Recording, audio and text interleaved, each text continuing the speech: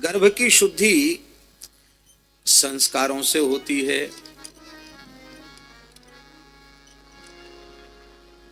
प्रक्षालन से वस्त्र की शुद्धि होती है। गर्भ की शुद्धि संस्कारों से होती है, इसीलिए हमारे यहाँ शास्त्रों में 16 संस्कारों में गर्भाधान संस्कार को भी एक संस्कार माना गया। और यह एक देश के लिए, विशेषकर सनातन धर्म के लिए, हिंदुत्व के लिए, भारतवर्ष के लिए अत्यंत शोचनीय बात है कि हमारे हिंदू सभ्यता का सबसे पहला संस्कार प्रायः विलुप्त ही हो गया, गर्भाधान संस्कार।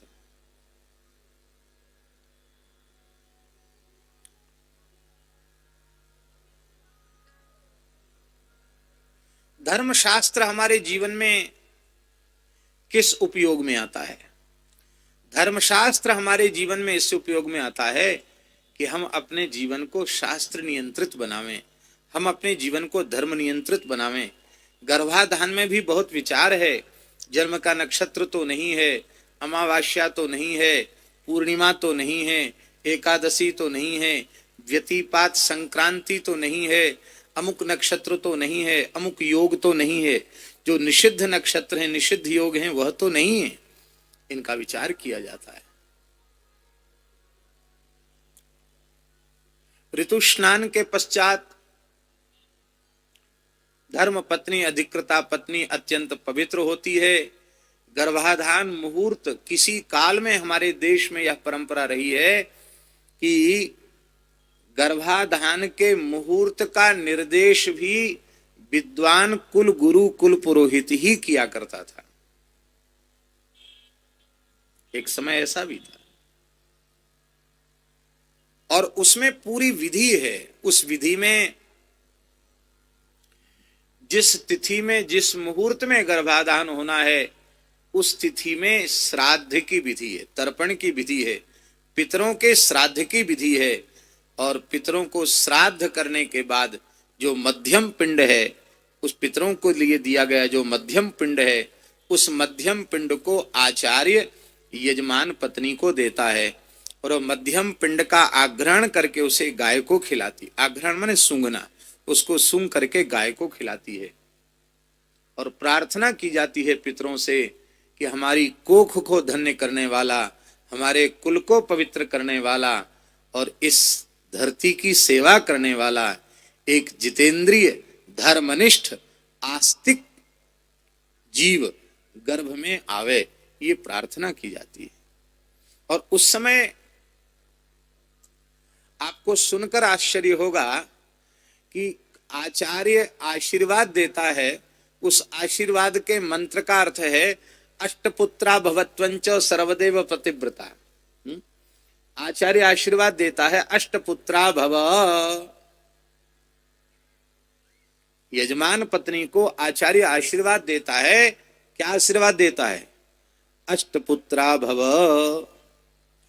तुम 8 पुत्रों को जन्म देने वाली हो। सर्वदेव पतिव्रता, तुम्हारा पातिव्रत अक्षुण्ण रहे, तुम सदा सर्वदा परम पतिव्रता की पद्धति से अपने जीवन का निर्वाह करो, तुम परम पतिव्रता हो। हमारे यहां पुराणों में लिखा है यष्टव्यो बहवः पुत्रा। मत्स्य पुराण में, स्कंद पुराण में, पद्म पुराण में, अनेक पुराणों में वचन है यष्टव्यः बहवो पुत्राः, अनेक पुत्र जन्म देने चाहिए। क्यों देने चाहिए? मत्स्य पुराण में लिखा है कि पितृलोक गीत गाते हैं पितृलोक में, यष्टव्यो बहवः पुत्राः यद्यो कोपि गयाम ब्रजेत। इसलिए अनेक पुत्रों को जन्म देना चाहिए, क्योंकि उनमें कोई एक पुत्र भी तो गया जी जाकर के हम लोगों के निमित्त विधिवत श्राद्ध कर्म करेगा,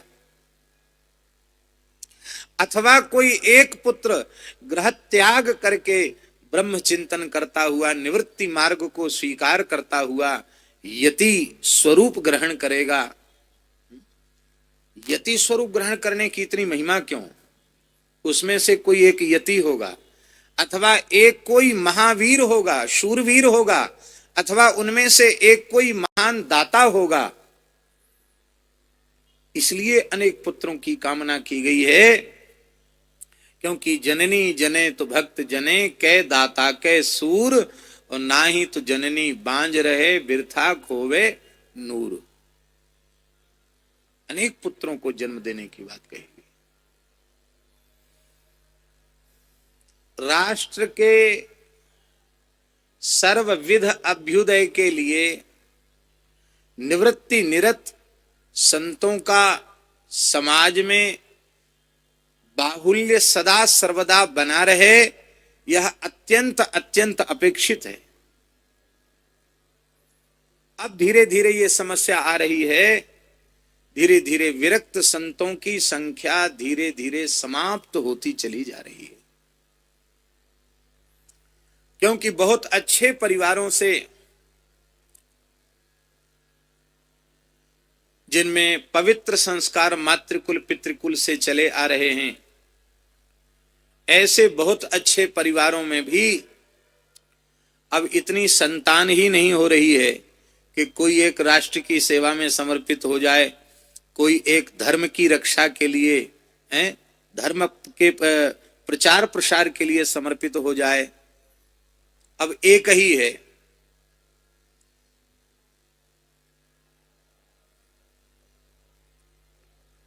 यथा यज्ञदत्त से एकस्यैव पुत्रः, यज्ञदत्त नाम के व्यक्ति का एक ही पुत्र है। स एव ज्येष्ठः, स एव कनिष्ठः और स एव मध्यमः। वही बड़ा है, वही छोटा है, वही बीच का है।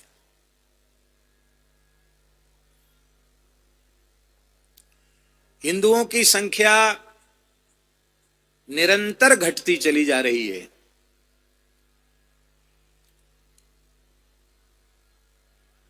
परिवार नियोजन के इस महान असुर ने दूसरा कितना भला किया ये तो हम नहीं कह सकते, लेकिन हिंदुओं की संख्या निरंतर घटती चली जा रही है, निगलता चला जा रहा है।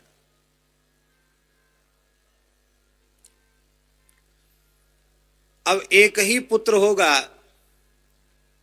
तो वो घर गृहस्थी चलाएगा कि सब कुछ त्याग कर राष्ट्र की सेवा में समर्पित होगा, या जीवन भर धर्म प्रचार धर्म रक्षा के लिए एक विरक्त संत का जीवन व्यतीत करेगा? कैसे संभव?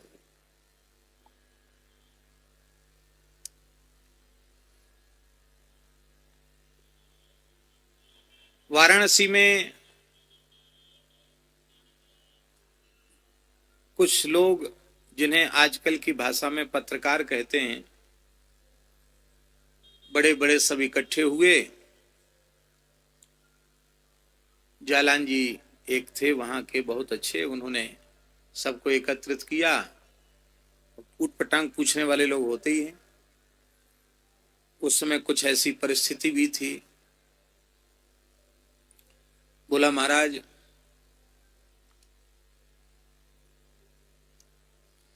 इन साधुओं से देश की क्या भलाई हो रही है? आप अपनी कथाओं में संतों की महिमा, साधु सन्यासियों की महिमा बहुत गाते हैं, लेकिन इनसे क्या भला हो रहा है? हमें तो कोई अच्छा साधु दिखता नहीं। आजकल ऐसे ऐसे काम किए जा रहे हैं कि सारा समाज लज्जित हो रहा है। हमने उनको कहा, देखो, सबसे पहले तो जिनके द्वारा अशास्त्रीय कृत्य किए जा रहे हैं वे साधु ही नहीं है। उनका बताओ कोई परंपरा हो, कोई उनका गुरु हो, उनका कोई गुरुद्वारा हो, कोई उनकी, वो सब स्वयंभू हैं। उन्हें वेदादि शास्त्रों से, उस सदाचार से कोई लेना देना नहीं। पहली बात तो पहले तो वो साधु ही नहीं जिनका नाम आप ले रहे हैं। दूसरी बात यह है कि साधु अच्छे हों कहां से? आप लोग अच्छे होंगे तो साधु अच्छे होंगे। बोले इसका मतलब यही है कि साधु संत न तो आसमान से बरसते हैं, न धरती फोड़ के निकलते हैं, गृहस्थों से चल के आते हैं। गृहस्थ संस्कारित और पवित्र हो जाए तो उस पवित्र संस्कारित गृहस्थ से जो भी बालक निकलेंगे वो निश्चित संस्कार संपन्न होंगे और अपना भी कल्याण करेंगे, संपूर्ण मानव जाति का, संपूर्ण जीव जगत का भी वे कल्याण करेंगे। आप अच्छे हो जाइए, संत अपने आप अच्छे हो जाएंगे। देश में सैकड़ों विरक्त परंपराओं के मठ मंदिर सूने पड़े हैं, या कब्जे हो गए, या मूर्तियों की चोरियां हो गई। वहां कोई दीपक जलाने वाला नहीं है। क्यों? क्योंकि कोई विरक्त साधु नहीं है। सैकड़ों जगह से हमारे पास ही आग्रह आता, महाराज स्थान खाली पड़ा है, कोई साधु नहीं है। संतों की संख्या निरंतर घटती चली जा रही है, और घटने का एकमात्र कारण है हिंदुओं की संख्या निरंतर घटना। ये अष्टपुत्रा भवत्वंच, ये जो मंत्र है, ये न होता तो कल हम लोग भगवान श्री कृष्ण का जन्म तो मना ही नहीं पाते। वहां भी यही परिस्थिति कंस ने लागू कर दी होती तो 8वीं संतान के रूप में भगवान का अवतार कहां से होता।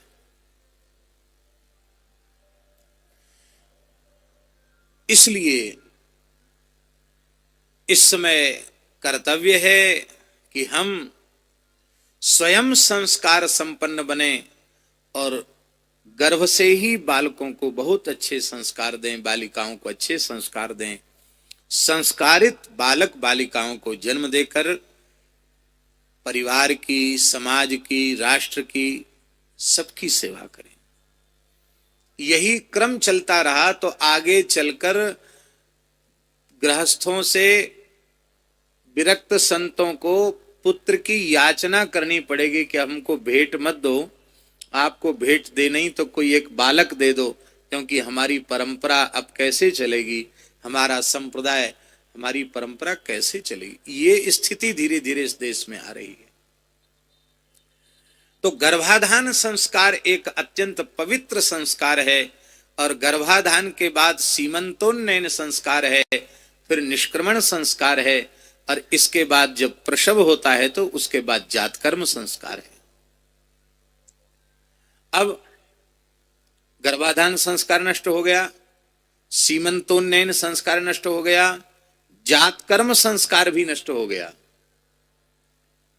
हॉस्पिटल में जन्म होता है, पहले पुराने जमाने में कहा जाता था कि भैया वो अपनी जन्मभूमि तो हम नहीं छोड़ सकते। क्यों? बोले वहां हमारा नरा गड़ा हुआ है। नरा जानते ना, नाभि में लटकता हुआ नाल, पहले माताएं गाड़ देती थी, वहां हमारा नरा गड़ा हुआ है। अब किसी का मैया बाप से प्रेमी नहीं है, अपने गांव से प्रेमी नहीं है, क्योंकि उनका नरा तो गड़ा ही नहीं है। हॉस्पिटल में पैदा हुए और नर्स ने नरा काट करके कचड़े के ढेर में फेंक दिया।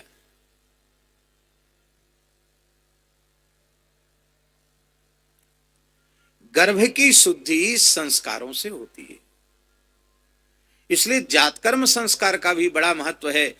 जब तक नालोच्छेदन नहीं होता तब तक सूतक का स्पर्श नहीं होता, जातक सूतक का स्पर्श नहीं होता है, और उस समय दत्तम भवति चाक्षयम, जो कुछ दान किया जाता वो अक्षय हो जाता है, और उससे गर्भ जन्म लेने वाले जीव के अरिष्ट का निरसन होता है, उसके सुख सौभाग्य की वृद्धि होती है। इसलिए काले स्नान शौचाभ्याम संस्कारैः तपसे जया, समय से स्नान शौच आदि के द्वारा